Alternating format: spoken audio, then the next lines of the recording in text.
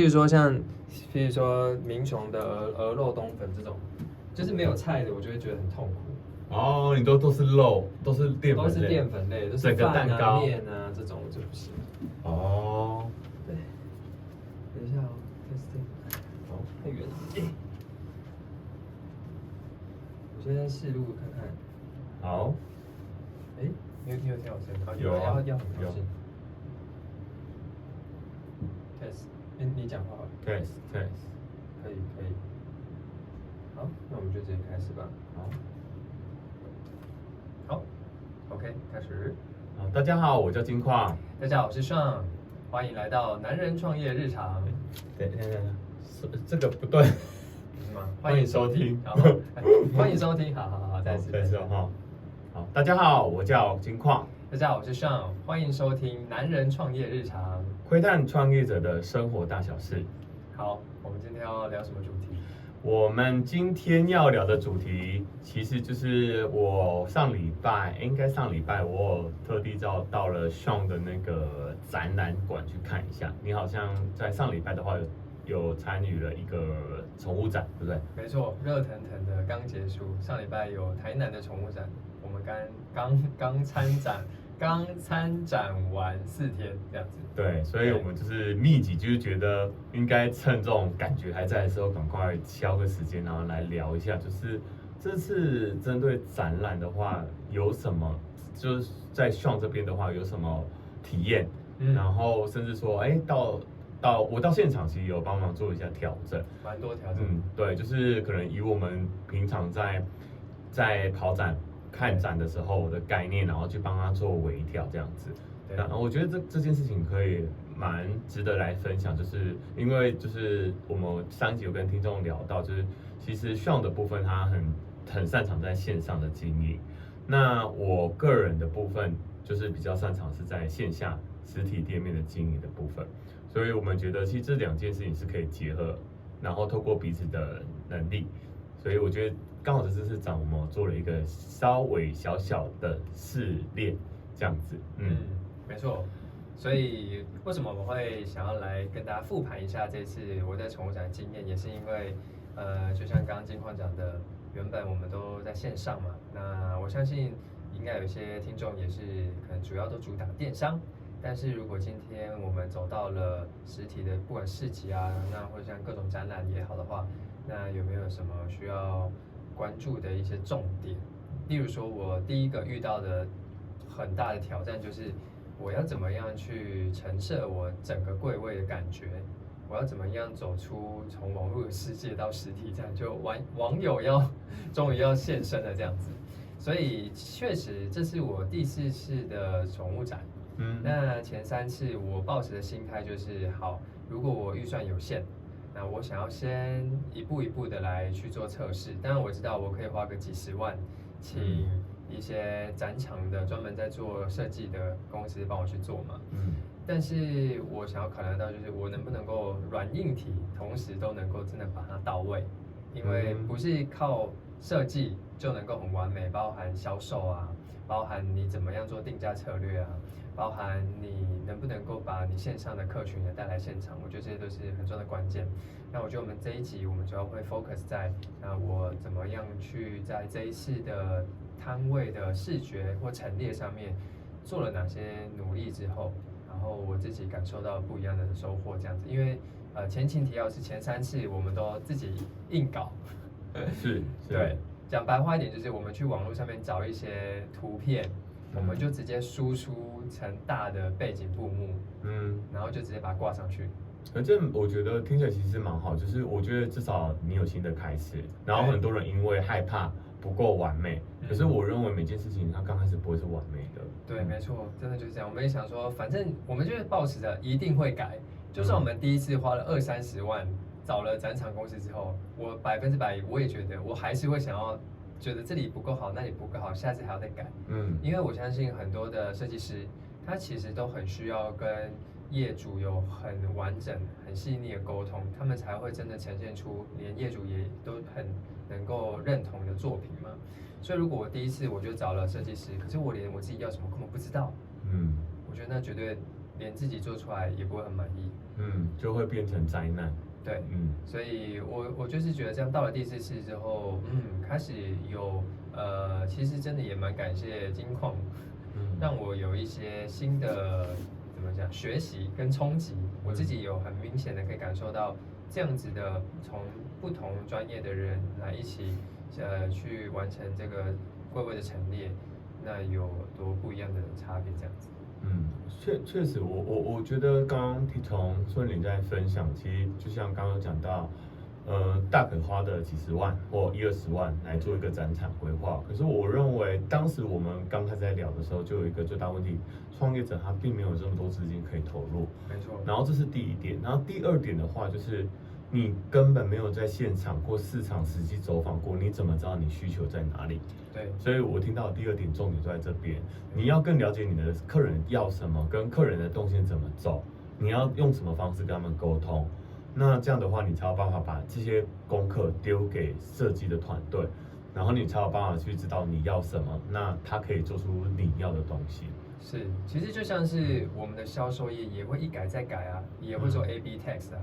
所以意思是说，绝对不会有一个一开始就最完美的作品，你一定是跟着市场做了反复的测试之后，你会有更多的灵感，你会更知道哪边都需要调整。所以市场永远是对的嘛，所以我们应该是要保持着，你就先有出版，但是你要保持着要可以持续调整、持续去优化的这个心态去进行，这样子。是，我觉得我反而觉得这件事情很重要，就是在创业的心态调整。就是我们不是完美的，然后跟持续学习。其实有时候我们看到面向只有一个，可是就像刚刚讲到线上，在线下部分也是一样，他要思考的面向非常多元。你一个客人进来之后的第一印象，你跟客人的接触就是顾客服务。没错。他有时候不一定只是看到你们店很漂亮，那你们有一个很好的服务。去引导他，然后让他感受是非常好的，他可能就是进来之后1分钟就离开了。其实这个东西的沟通就是无效，因为你没有让他吸收到你要跟他讲的事情。对，所以我接下来可以跟大家聊一聊，说我们做了哪些改变，然后我应该也会分享一点点，就是我们其实前3次我们学到了很多经验，反而会让这一次的改变更加分，因为我们真的瞬间。setting 完之后，我们其实就马上有策略出来，可以跟过去结合，所以我们这次的参展，我们自己觉得蛮轻松的。而且我觉得这次分享，我觉得有一个很重要的重点关键，就是其实像当时就是在要做这次展览的时候，虽然他想要照之前的方式去摆，可是他有一个重点，他增加了一个东西。叫做电视，对 ，OK， 对，然后当时他非常强力的跟我说，他会有这个想法，是因为他是从影音开始的人，对，那他觉得影音是他一个很重要的东西。那我当时听到，我就觉得，对，确实你有手上有非常多这样的作品，那它确实是就是这个品牌里面很重要的核心之一。可是当时只是一直用图片的输出，蛮可惜的。对，那这次的话，你要不要分享一下为什么你有这样的动机？就是虽然在预算很有限，然后你们不想要再投放任何钱的情况下，当时有跟我讲说你不想要再花任何钱，对，可是你们却投了一笔为数不小的，还是一笔金额，然后来添购这个设备。那可以聊聊看你当时为什么会做这个决策吗？好，首先就是在过去宠物展的时候，有跟其他的业主成为好朋友嘛。那刚好我有个朋友，他在前几个月他用了这种类似有动态影像的荧幕，帮他招揽了很多的客人。他是卖宠物领巾，所以他也是非常适合透过那种很华丽的动态图片去吸引客人进来这样子。所以他用了2次。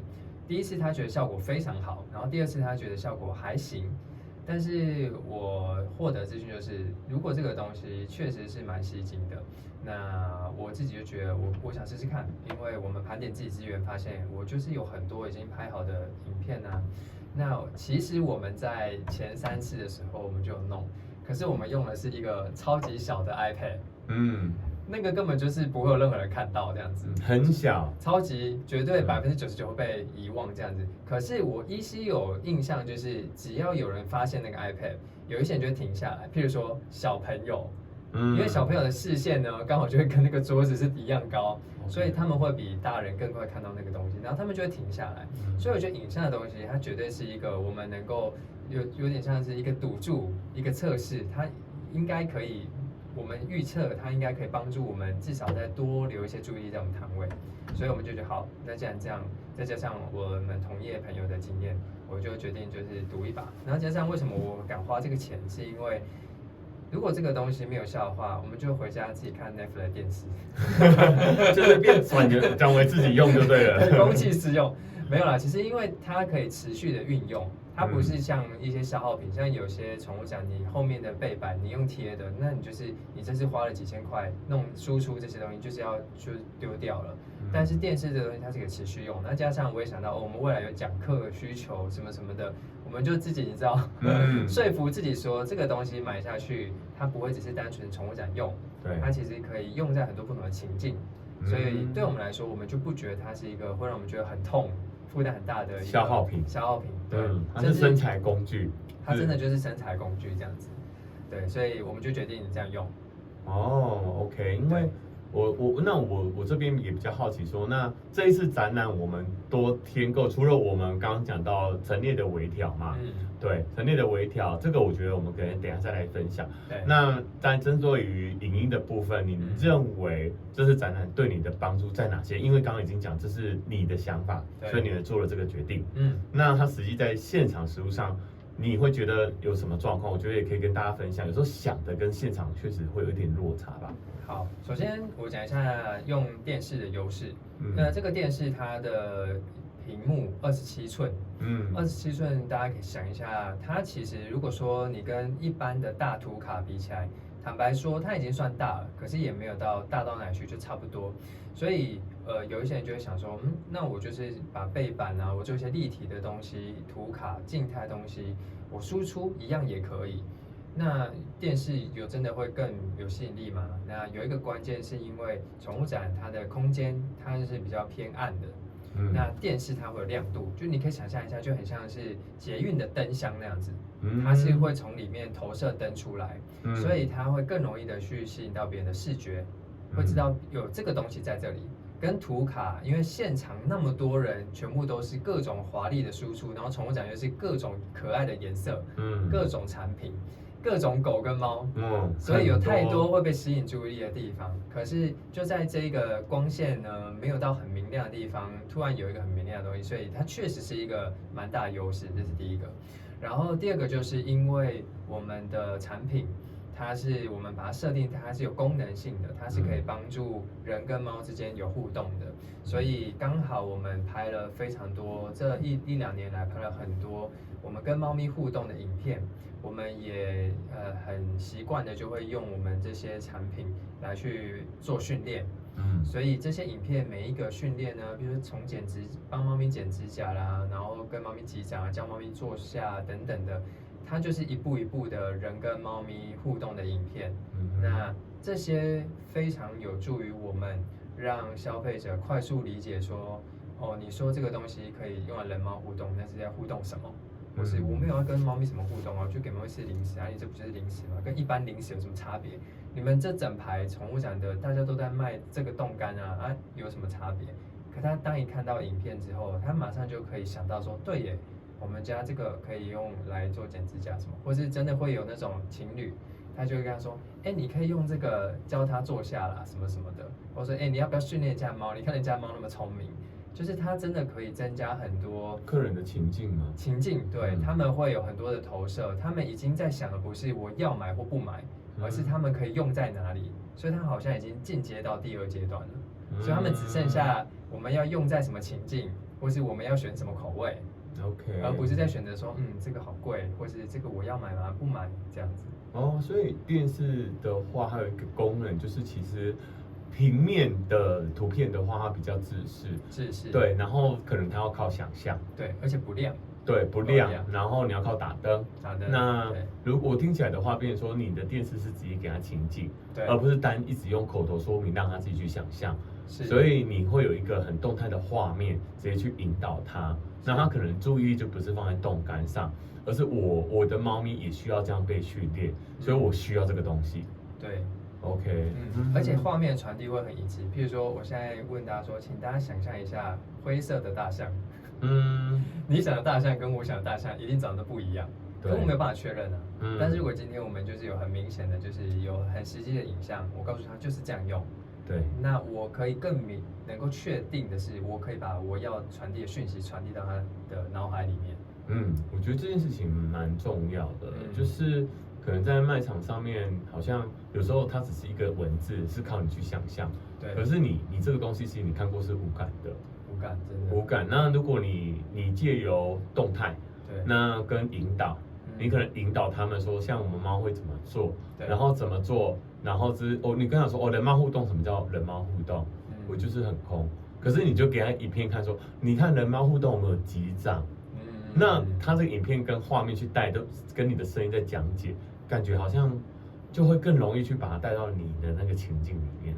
没错，确实是这样子。所以我们刚刚也才在聊，就是我自己有觉得这次宠物展跟以前比起来比较轻松你不用花很大力气一直讲。对，没错。OK， 确实也蛮少的人一直在要求说，比如说你们有什么优惠，能不能再便宜一点什么的。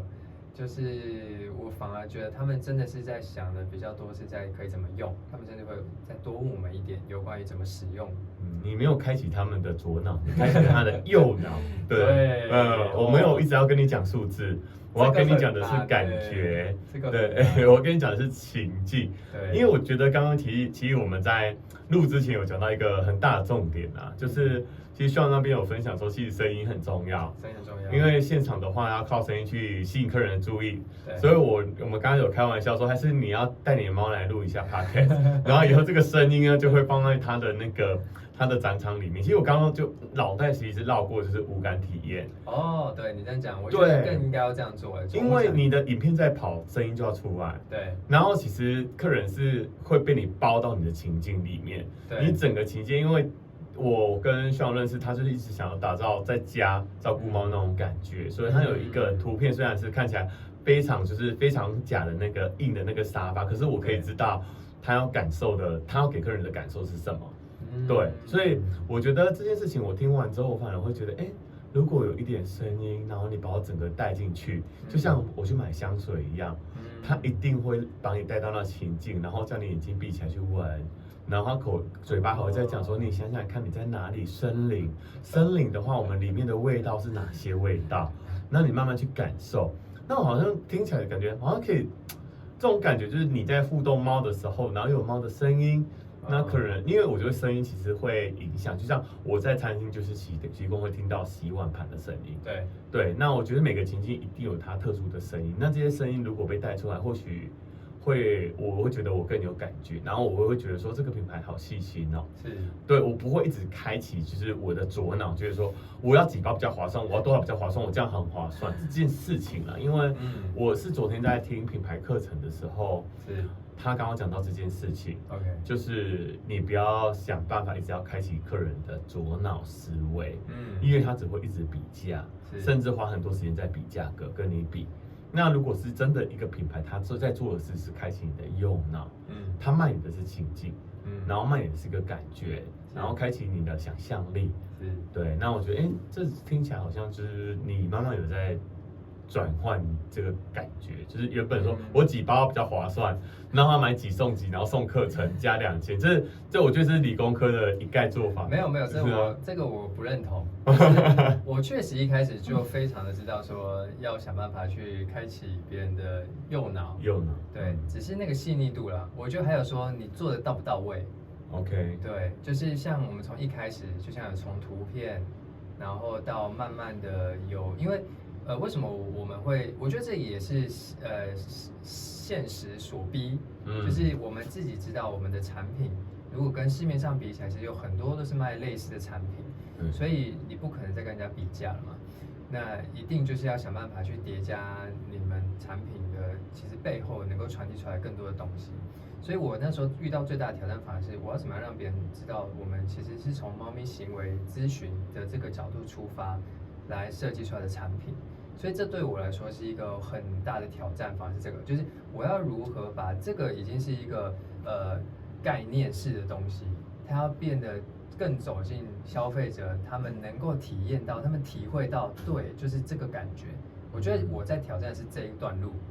那我觉得到这一次，确实我觉得像你刚刚提到无感体验，我觉得这个好像就也给我一个新的灵感，就是对啊，我这次有做到，我用更多的画面感，然后让对方能够真的有这种进入这个情境的体验。然后我有想到，对，声音我们有在用了。那我是不是下次用一些味道？像你们如果去实体展，应该会有一些用味道，一定会有味道。对，这样其实宠物展也可以用这一个东西。但我觉得，反正这个好像是我也蛮少用的。我觉得这个事情就是我们刚刚两个一直讲到无感体验，其实无感要不要跟大家讲是哪无感？你知道吗？我不知道哎。就是我们的感觉神经，你是医生，我们感觉神经里面。好，那你讲啊，那哪五种？一个是视觉啦，视觉、嗅觉、对，味觉、听觉，还有个什么？触觉。哦，触觉。对，所以你一定会摸到，你就会有感觉。那这也是一个品牌一直在做的事情，因为如果我觉得要开启你的右脑，就是感觉。对，因为有时候感觉是很难形容的，可你就是喜欢它。对。那我听到刚刚Sean在分享，我反而会觉得，其实我看到的是不是这件事情，而是其实更上面是你有一个品牌，这个品牌里面有2个支柱在支撑着你，一个叫做行为咨询，然后一个叫做动感零食，然后这2个是相辅相成，所以其实猫生在带领这2个东西在走，对，所以你很努力在维持这2个品牌要做的事情，你每天在做，对，那。我反而觉得这是品牌很难做，可是得做的事情啊。对。如果你要怎么样让客人看到猫生，他就记得说猫生他有在做行为咨询，然后这个行为咨询师他叫什么名字，那同时他也有动肝，那我如果在网络上滑到猫生，我就想停下来，因为我真的很喜欢这个品牌。对，这个也是我昨天在听课的时候，他们一直有在讲这件事情。迪士尼。为什么你想要迪士尼？它给你那么多画面，就是快乐啊。对，那猫生要带给这些养宠物的人什么东西？专业知识，然后安全感。好 ，OK， 那我们就要朝这一块来努力。没错。对，那我觉得今天的分享也蛮棒的，就是刚好热腾腾的，就是讲到我们刚刚讲的影视嘛。对。你这次透过了影音，那其实还有，我觉得刚刚在会前有跟Sean聊了一下，我觉得这件事情蛮重要，我想要跟大家分享。大家会觉得有电视就可以吸引很多人过来这件事情，你认为这是在你这次展览上面有发现的吗？还是说它其实是个辅助工具？我们一开始的设定是，它既然是会亮，然后会有声音，会有动态的影像，照理来说，它应该会很快被它吸引。它应该是第一个可以吸引别人来的一个最佳工具。结果我们在一开始弄的过不久，我们很快就发现，走过去的人完全不会把视线对到我们这台电视，所以还是又回归到我们还是用声音来去吸引别人的注意力。所以其实，在宠物展，我相信有可能是有非常多充斥着各式各样的销售讯息、优惠讯息。各式各样很多很棒的品牌，他们的整体的视觉陈列，然后再加上现场有猫有狗有手工有蛇，各式各样的宠物，有蛇，对，所以这些太多的注意力干扰，视觉影响，对，注意力干扰真的就会稀释掉这台电视的吸引力。所以我们反而搭配了过往的经验，我们就是持续的去透过声音吸引别人知道有我们这个摊位存在。然后有趣的事情发生了，就是以前这个人他们呢看到我们，听到我们声音，把眼光投射到我们的手上的产品，然后他一定会再瞄一眼柜位。以前可能瞄一眼柜位，他看不出来是什么，他就走了。但是现在有电视呢，他们会走进来看一下，说，你们这电视看到好像有很多猫咪在动，可他们也远远的看不到是什么，但是进来就这样走进来了，然后他们就会知道说，原来我们是卖动感，而且是可以帮助人猫互动。所以这个电视呢，意外的它产生了一个我们就是没想到的价值，就是它帮助我们很快的让消费者知道我们在卖什么，还有我们想要传递的概念是什么。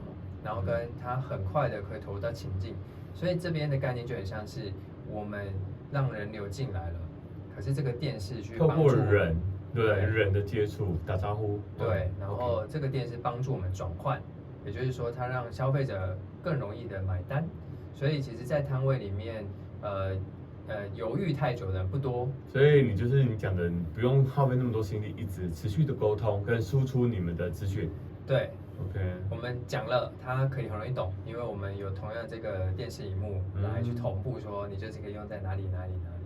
是。对，所以他可以很快想象到他想要用这个产品去放在哪边，而不是他会停留在说，哎，这个好贵或很便宜，这个我要买或是我不买，而是他已经走进来，他已经无意识的决定他要买，只是他在想的是他可以放在什么情境，跟他要买什么口味。对，我觉得这蛮重要的。其实你要教客人你的产品怎么用，对，而不是丢给他一个商品，他是无感的。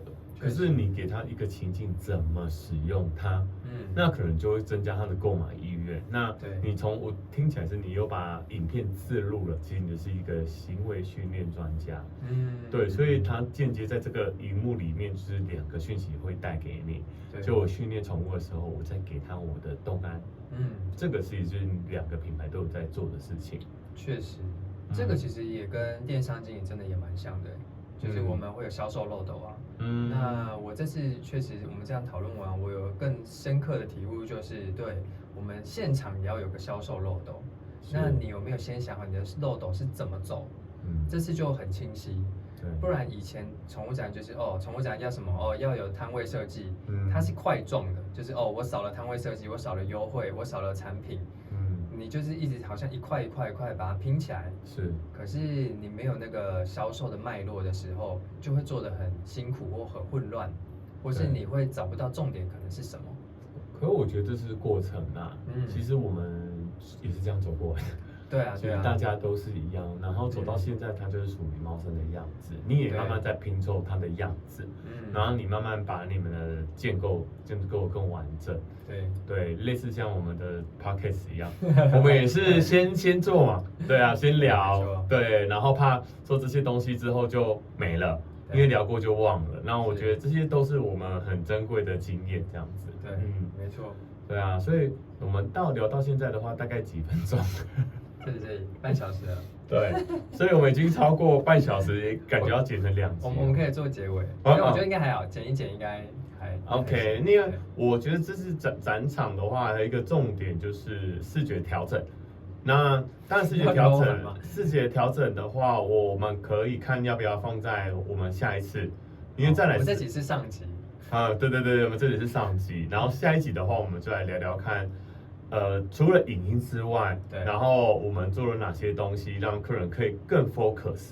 对，我们怎么集中聚焦，然后也让销售人员更不用跑来跑去的，然后这里转那里转，我觉得还有动线的调整很重要啦。好，其实我们这个我们就放在下一集，我们来跟大家分享。好的，没问题。感谢大家今天的收听，谢谢啦。那我们下次见，下期见，拜拜。